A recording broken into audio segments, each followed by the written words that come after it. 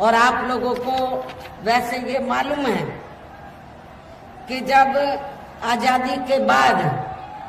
यानी कि अंग्रेजों के जाने के बाद केंद्र में देश के ज्यादातर राज्यों में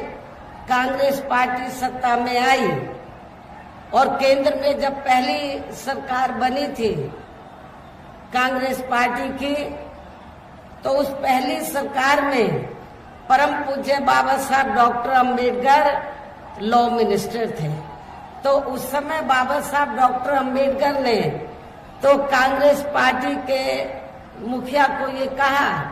पंडित जवाहरलाल नेहरू एंड कंपनी के लोगों को ये कहा कि भारतीय संविधान में एससी व एसटी वर्गों को जो सरकारी नौकरियों में जो रिजर्वेशन दिया गया है उसका पूरा लाभ इनको नहीं मिल रहा है, इसका पूरा लाभ मिलना चाहिए। इस मामले में सरकार को सख्त कदम उठाने चाहिए।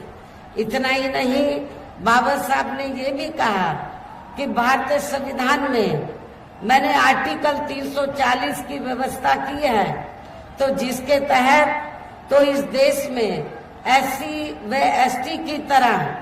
तो और भी अति पिछड़े वर्ग के लोग हैं,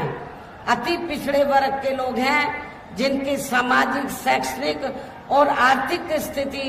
एससी व एसटी की तरह दयनीय है। तो बाबा साहब ने उस समय पंडित जवाहरलाल नेहरू को ये कहा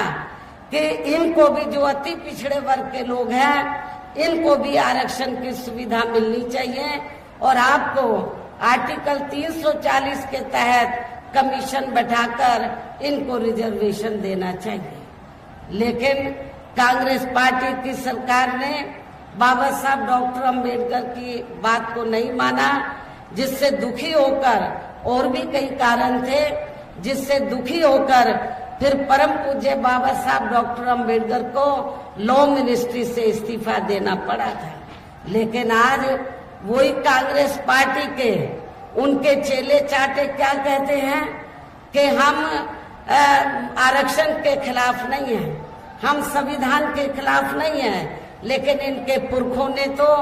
संविधान के खिलाफ जाकर काम किया और रिजर्वेशन का पूरा लाभ आप लोगों को नहीं दिया था, ना कोई कमीशन बैठाया था। ये सब किसी से छिपा नहीं है। लेकिन वोट की खातिर